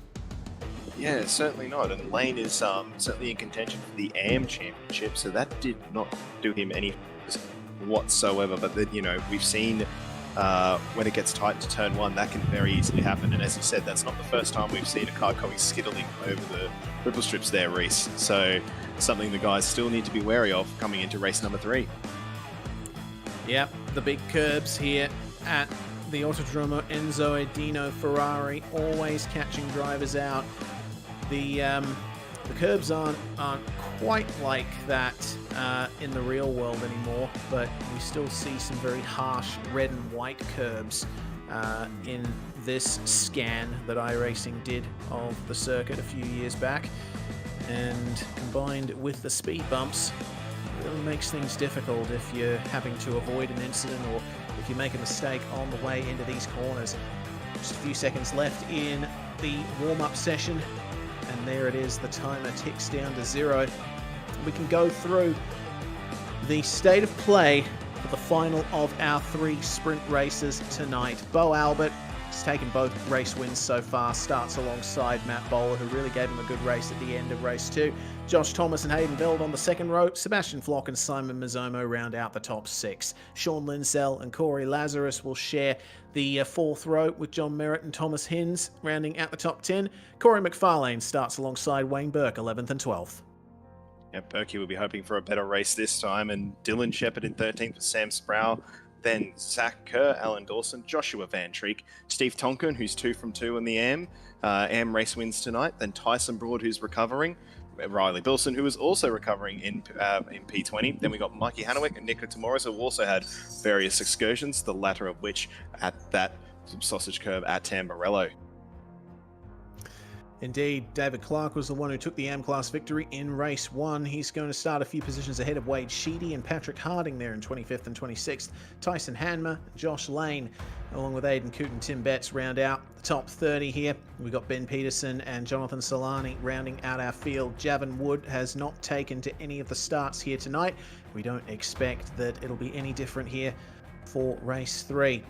Once again, a standing start, and everyone will be hoping that everyone around them has their hardware sorted. We don't want a repeat of what happened at the start of race 2 to Aidan Coote. Unfortunately, the back half of the field all involved in a massive pile up there, and a few drivers having to work their way up once again.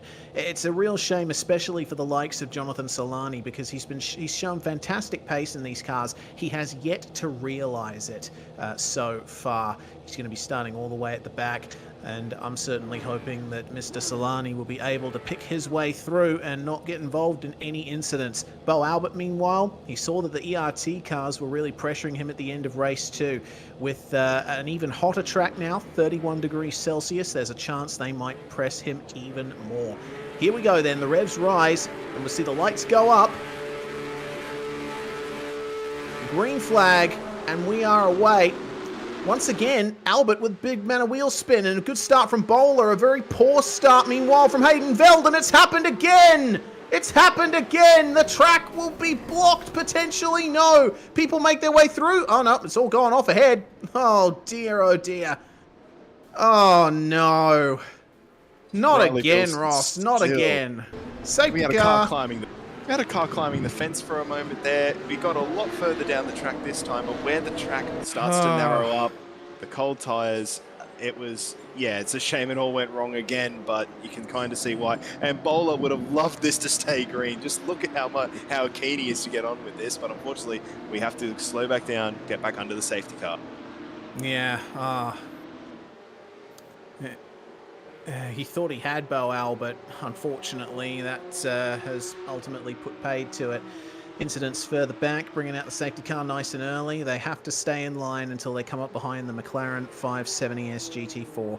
Well, unfortunately, it looks like for Hayden Veld, not only was it a slow getaway, but he got a lot of wheel spin and potentially an ever so slight bit of contact from Thomas Hinz.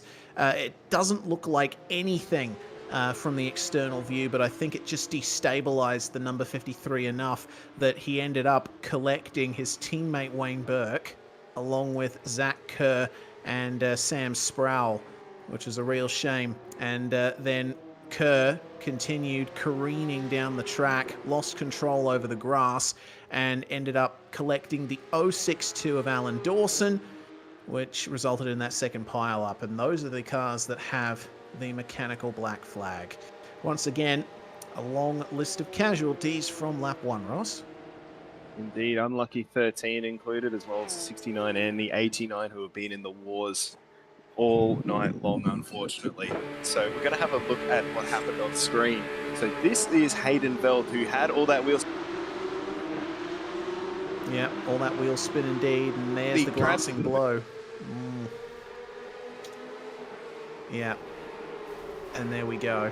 The secondary contact there behind everyone. Jonathan Solani getting spun off into the wall, and Solani is disconnected from the server. He is not happy at all with what's been happening at the back of the field here. And there's, I believe that's Gordon Ramsay, just limping away from the scene of the crime. I think one thing to appreciate, or at least recognize, as we see a heap of freshly rebuilt Porsches rejoin at the back of the field, is that these cars, they're hard to stop at the best of times. So when you're heading into a very high-speed section of track and cars are suddenly blocking it, it's very difficult to just suddenly jump on the brakes and stop the car. It doesn't stop, it keeps going. So as fast as guys were able to react and try to fine-tune their trajectory to try and avoid their competitors, it snowballs incredibly quickly at a very tight entry to turn 1 there. So you can appreciate what happened there, but it looks crazy. We don't want to see it, but you can kind of see when it happens, it's so much difficult to avoid than it looks. Oh dear. Will we get a moment to work ourselves out here. Patrick Harding starting all the way back in 26th, working his way up to 15th, and I think a big part of that gain was not getting involved too much with what was going on up at the back. They are now running behind the safety car, and we'll be waiting for the call here that the safety car will pull away, and we'll be able to get back racing. But it doesn't look like it's going to be happening on this lap. We're still going to have another lap here under safety car. Here's the view from Harding, and we'll see the contact happen just up ahead. Yep. And wow, amazingly, yeah, Harding quick on the brakes, just picking his way through all of these spinning cars around him. Great incident avoidance there. That is textbook. That is exactly what you should do in a situation like that. Really great reactions from Patrick Harding. It's like something you'd see out of a movie. That was remarkably well done, Patrick. Great job. Well, he's gained himself 11 positions as a result of it, and he's looking to work his way even further forward, because up ahead of him is Wade Sheedy and no other AM cars, because Harding leads the AM class here. That is pretty amazing, and he'll get a good haul of points from this round as a result. Yeah, a big turn up, because he's been towards the back of the field all evening. Now finds himself right in the thick of it and right at the front of the AMs, and you can see all around him Pro-Ams and Pros all around him. So he'll have to pick his battles carefully. Hopefully he's up for the task. But yeah, after avoiding the incidents at round 1, I suspect he's got a surprisingly level head that defies what looks like a pretty young age on screen. Yeah, absolutely. A lot of young guns coming up through Aussie sim racing at the moment. And Patrick looking to make his mark himself as part of that squad. Safety car is in this lap. We will be getting a restart to begin lap 4 of this 11-lap race. And I tell you what, my brain is already running on fumes, Ross, because the amount of action we've seen tonight, there's been almost a season's worth of drama in this race. We said that after round 1, so my goodness, we're racking up the mileage here, aren't we? So just a quick rundown before we go back to green. Albert leads from Bowler, then Thomas, then Flock in 4th. Mazomo up into P5. Then we got Lazarus, who's leading for the first time in Pro-Am, dismantling Sean Linsell, who's dropped to 8th. You've got Corey McFarlane in 7th in between the two of them. Then Merritt and Hins rounding out the top 10. That's a pretty good top 10, I have to say. Corey Lazarus doing well to lead the Pro-Am class in car number 4. But Bo Albert, he faced a lot of pressure from Evolution Racing Team in race 2.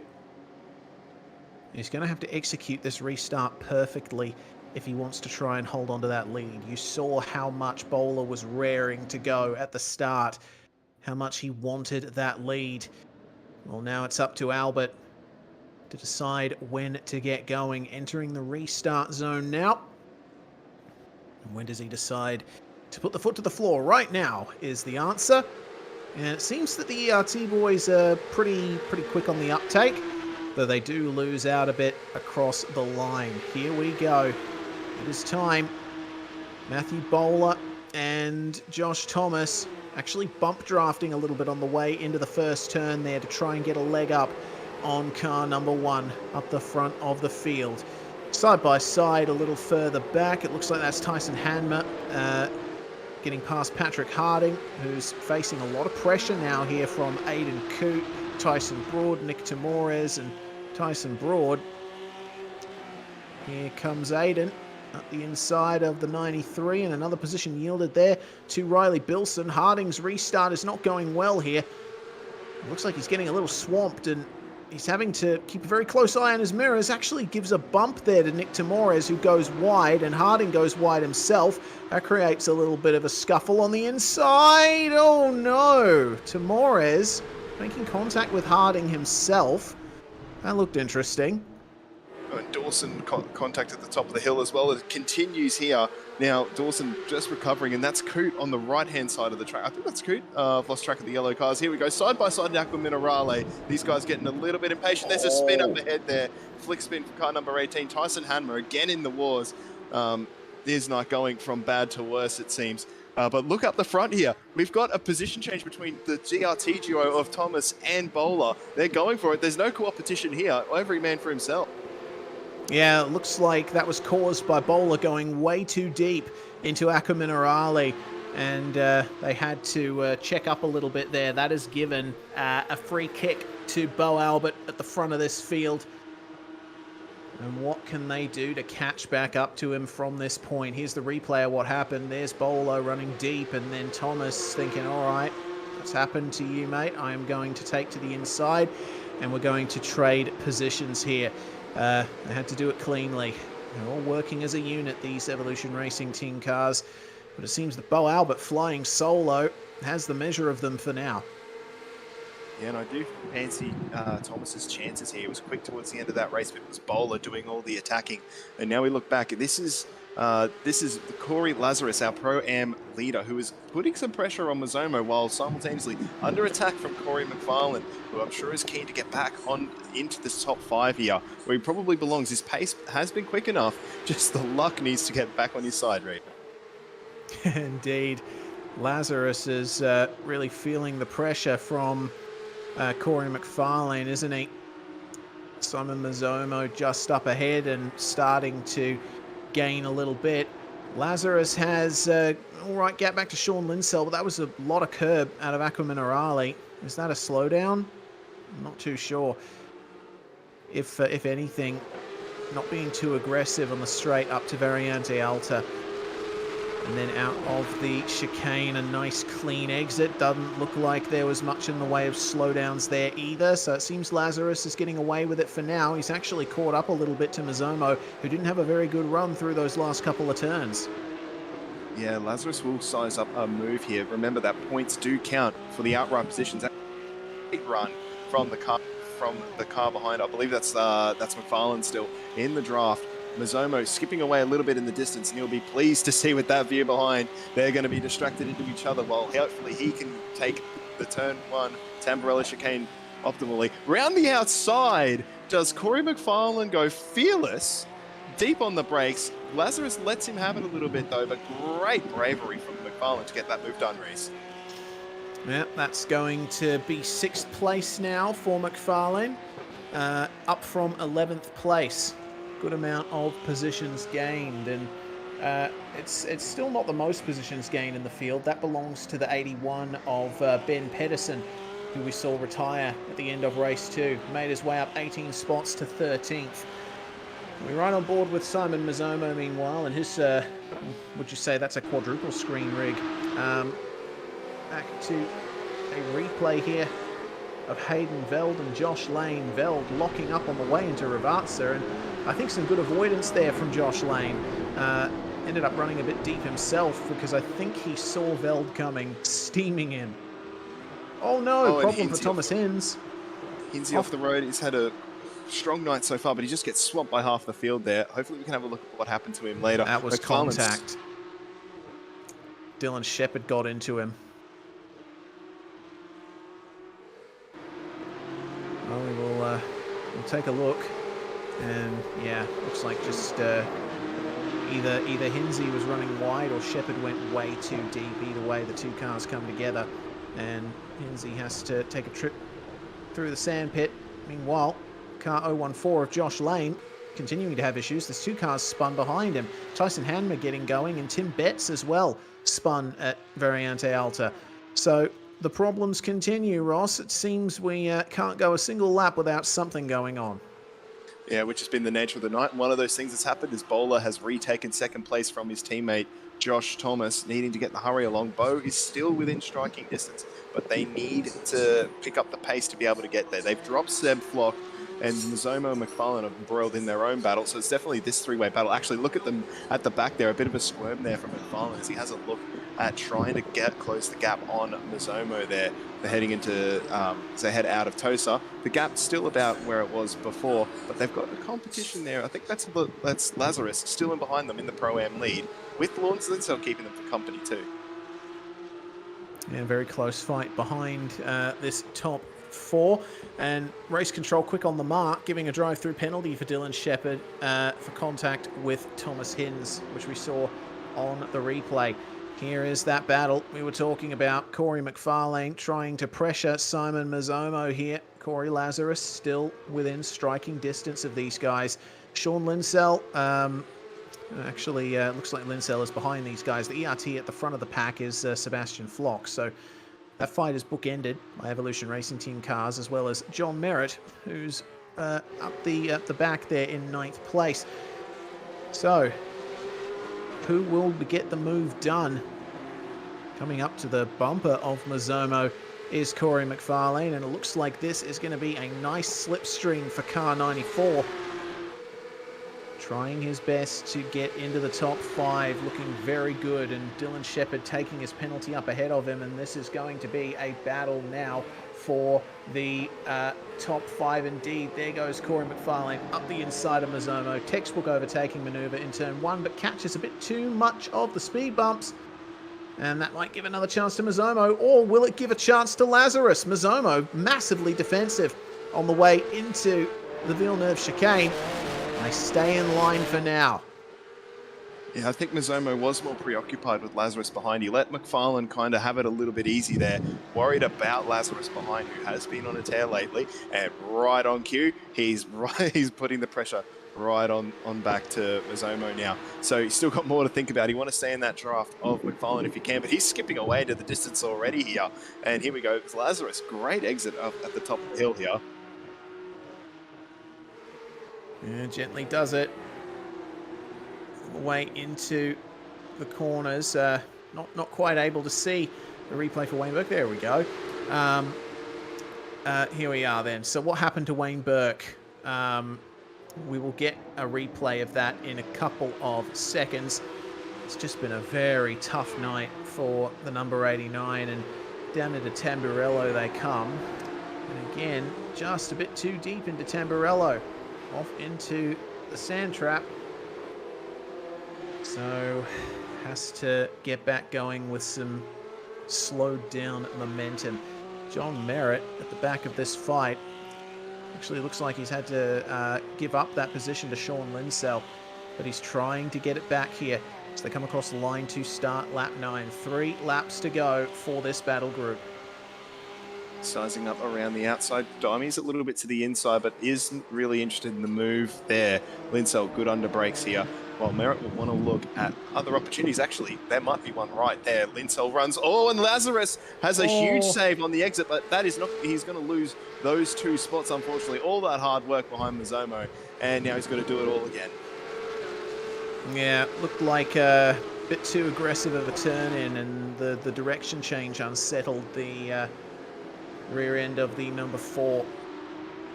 So unfortunately for Lazarus, he hasn't got much time to try and make those positions back up. Replay on the bottom, we can see that the car snaps when he starts turning left, and then gets on the brakes to stabilize the car. Very good reaction from Linsell and Merritt to get by him without incident as well. But Lazarus is almost walking wounded at the moment. Down there in 9th place now. Behind him, we see Wade Sheedy trying to find his way into the Pro-Am top 4. He's chasing down Sam Sprout, but he's facing a lot of pressure here from Wayne Burke, who's continuing to try and recover here. We see the slight look into the mirrors there for Wade Sheedy. Here comes Wayne Burke to get the move done at Piratella. Sheedy sees him coming and manages to just yield that position very cleanly, it has to be said. Didn't lose himself any time at all doing that. Yeah, it gives him another chance to stay in tow of Sheedy, but I think he's picking his battles wisely here. Burke has been one of the faster cars here tonight, but unable to show it due to the various wars that he's been in. And now in the draft into turn 1, is Berkey going to have a look? In fact, we're going to have a look here at a position change, I think, between McFarlane and Mazzomo. He's finally been dislodged here.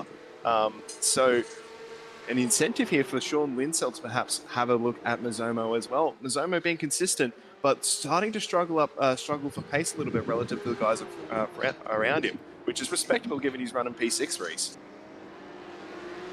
Yeah, very respectable indeed. It's been a good run for Mazomo. Very consistent night as well. 7th in race 1, 6th in race 2, currently running 6th in race 3. Meanwhile, two drivers who have not had a good night, Tyson Broad and Aiden Coote, squabbling over 15th and 16th spots. Coote looking quick here, but can he overcome Tyson Broad? That is the big question. Last lap times for the both of them, it seems that Broad was half a second quicker. And these two cannot leave each other alone at the moment with 2 laps to go in this race. It'll be coming up on the final lap for our leader, Bo Albert. We see that Coote's still carrying quite a bit of damage from earlier incidents in the race, but still doesn't seem to have lost him all that much pace. Driving well has Coote. He just needed a little bit more luck. There is Barney with the white flag for Bo Albert and the pursuing ERT cars who did not quite have an answer for Bo. In the end, they've still got it. Look at the speed that they carry across the straight line. The line. That amazing sound of the flat 6 engine to boot, Reese. Yeah, fantastic. Top speeds on the run into Tamburello end up reaching 265 k's an hour or thereabouts, as that's an issue for Joshua Van Treek in car number 9.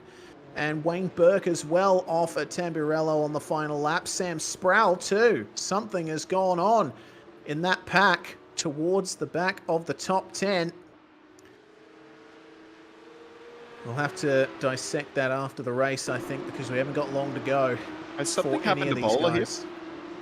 Yeah, he's gone off the pace a little bit. But we'll have to keep an eye on that because there's Corey McFarlane and Simon Mazomo still going at it. Look at Mazomo. Run around the outside, had to go off the track to do it, but takes the position back from McFarlane, who's gotten a little bit of damage to his front right. I think he might have collected a speed bump. It's now a 5-car battle pack for 5th place. And Linsell having to keep Merritt and Lazarus behind him. McFarlane still very aggressive on the way into Variante Alta. Who will get the best run out of these guys? We might have to peel away for just a couple of seconds because Bo Albert is exiting the final corner now. We'll keep with these guys as much as possible. There we go. That's good. Double view. Good defense there, but oh no. McFarlane losing 2 spots as Albert takes 3 from 3 and maintains a 100% win record for the season. Off goes McFarlane. It looks like him and Lazarus came together coming out of the final turn. Yeah, just a little close for comfort there, and unfortunately McFarlane, what else can you do? And it's still spilling over in the end here towards the back of the field. That is Hayden Veld, who's had a pretty marred race. He'll just avoid the recovering car there.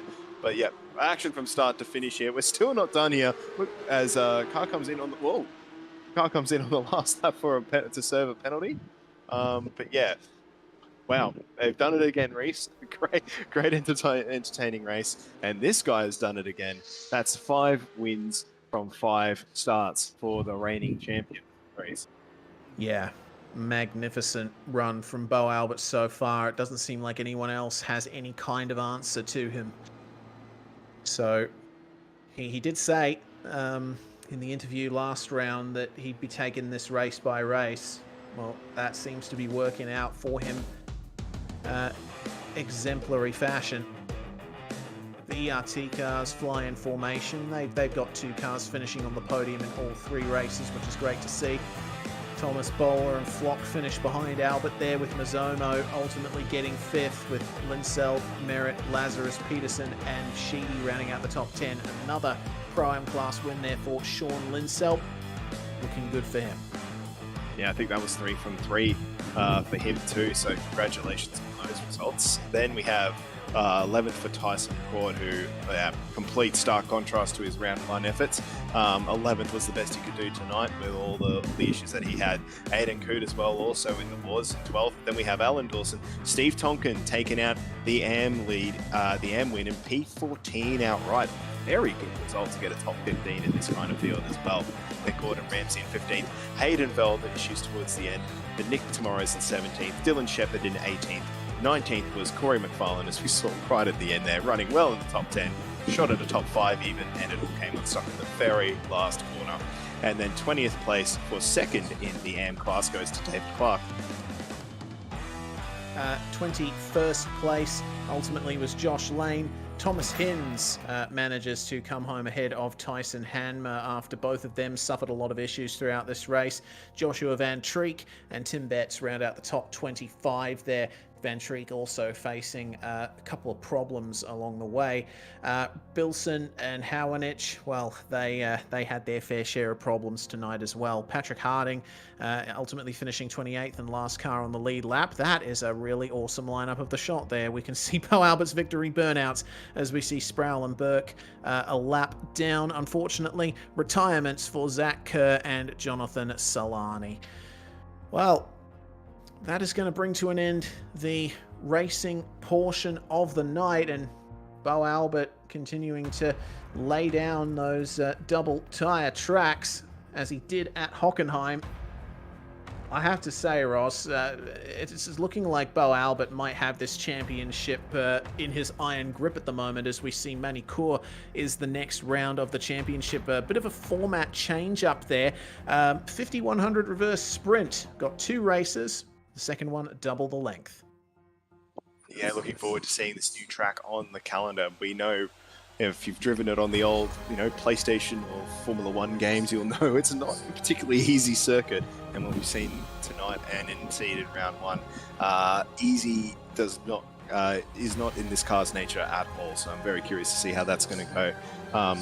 And also just the word on Bo there. Yes, he took the win again.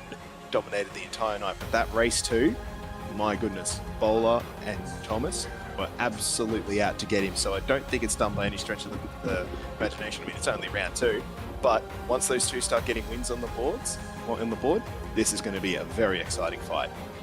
Yeah, I'm looking forward to it, and we hope that all of you are too, watching around the world.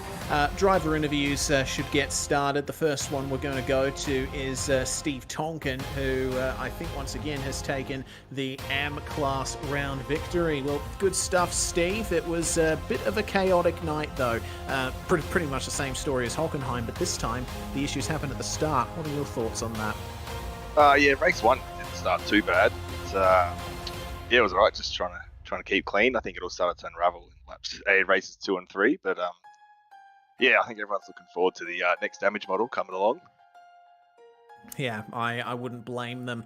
It does seem, though, that you managed to come away with the results you needed to maintain the AM Championship lead, despite a couple of big incidents, particularly at the start of race 2. Yeah, I got caught up myself, but managed to limp the car back, which was lucky with the safety car. But yeah, it's just accumulating points. It's probably the name of the game. And in the end, and just watching some of these quick guys and trying to pick up some tips and tricks and yeah, get a bit quicker. Yeah, indeed. Well, congratulations once again, Steve. It's 2 from 2 in terms of rounds so far. Who do you have to thank for it? I'd like to thank the JWM boys. We've got Brewed Coffee, TW, Engineering, TCR Fab Racecraft, Wade, who's the delivery specialist as well, and yeah, SimSpeed and you guys for putting on a great race. All right, thanks very much, Steve Tonkin, for joining us in the comms box. Next up, we've got the Pro-Am class winner, Sean Linsell. Ross Rizzo's going to have a chat to him about his night. Fantastic night for you, Sean. I believe that was 3 from 3 victories. You didn't have your friend from last round in Tyson Broad there for company, but you had plenty of other friends, as we see you on screen duking it out with Corey McFarlane and Simon McZomo. How did you find your night? I mean, it looked like plain sailing in terms of the results, but I can imagine from the driver's seat it was anything but. Take us through it. Yeah, it was a really fun night. This track's cursed for me, so to finish the race in general, I'm extremely happy with. But it was a pretty good night overall. I just tried to keep it clean. Like, my main objective tonight was just build on those championship points. Whether or not some of the other Pro-Am boys were going to go in front of me, I wasn't going to fight too hard tonight because I did lack the practice that was needed. But in saying that, though, I've seemed to have gone all right tonight, so I'm pretty happy with that. And a bit of practice with the boys. Tom had helped me as well quite a lot, so little shout out to him. We saw your teammates in Josh and Matt out front having magnificent pace, and I can imagine they'd be giving you some good tips. So I'm assuming when you guys are practicing together with Mangi Core around the corner, I'm sure you guys are looking to build on the momentum. Yeah, exactly right. I don't even own the track, so I have no idea what it looks like. So Joshy and myself, I'm sure we'll cut some laps, and I'll use his expertise as always, and hopefully he can get me somewhere in the top 10 would be lovely. Excellent stuff, Sean. Any shout outs you want to give? Yeah, just a huge shout out to my team, Evolution Racing. Like, those boys are extremely welcoming to me, and it really does feel like a good team. So thank those boys, thank Logitech as well. And yeah, just Brenton O'Brien as well. Huge shout out to him. Had a pretty good chat to him midweek. And yeah, just calms the nerves, and he just knows how to talk to you. Great stuff. So that was our Pro-Am winner in Sean Linsell from Evolution Racing Team. Fantastic evening from him. And now looks like we've got our Pro winner ready to speak to Reese. Yeah, absolutely. Well, Bo, looked like another dominant run from you this round, but it seemed the ERT boys gave you a bit of a race in the second phase of the night. Yeah, absolutely. Those ERT boys had a lot of pace, so they weren't easy to keep behind me. And it was hard work. Like, honestly, I was actually making quite a few mistakes there, and Matthew was almost able to capitalize on a couple of them. So very lucky to bring it home in the end, because they had great pace. And I think, had there not been an issue at the chicane, I think on like the first opening few laps in race 3, that would have been a great showdown, because by then I'm sure Matt would have worked out my strengths and weaknesses and would have been game on. Unfortunately, they tripped over each other, but hey, take points where we get them. Yeah, and many points you have got. In fact, I think you've maximized the points that you could possibly take throughout the first 2 rounds of the season. So Hockenheim, Imola. Now we go to another F1 circuit for the 3rd round, or a formal one anyway. Manicourt, very interesting track, that one. I think a lot of people haven't given it the time of day throughout the years, but it's one of my favorites. What do you think about it? Well, you mentioned not giving it the time of day. I think I've done on iRacing about 3 laps there so far. I am well behind the 8 ball there. It's a fun track. I don't know why I haven't done more laps in iRacing on it, because I used to love it back on the, well, I shouldn't say the game on a different channel, but an old open wheel racing game that dates back to 2006 on the PlayStation 3. I spent so many laps here at Manicourt. Fantastic circuit. And yeah, I'm looking forward to it in the Porsche Cup cars. Obviously, I'm used to it in a downforce car, but in something without downforce, it's going to be bloody tricky. So it's going to be a fun challenge. I know the final chicane's quite difficult as well in these cars after watching the Tag Heuer Esports Porsche Super Cup here. How much you have to attack that final chicane. So I'm a little bit nervous going into next week, but should be fun racing regardless. Yeah, definitely should be. Well, Albert, the floor is yours. Anyone that you'd like to thank for your so far 100% win record this season?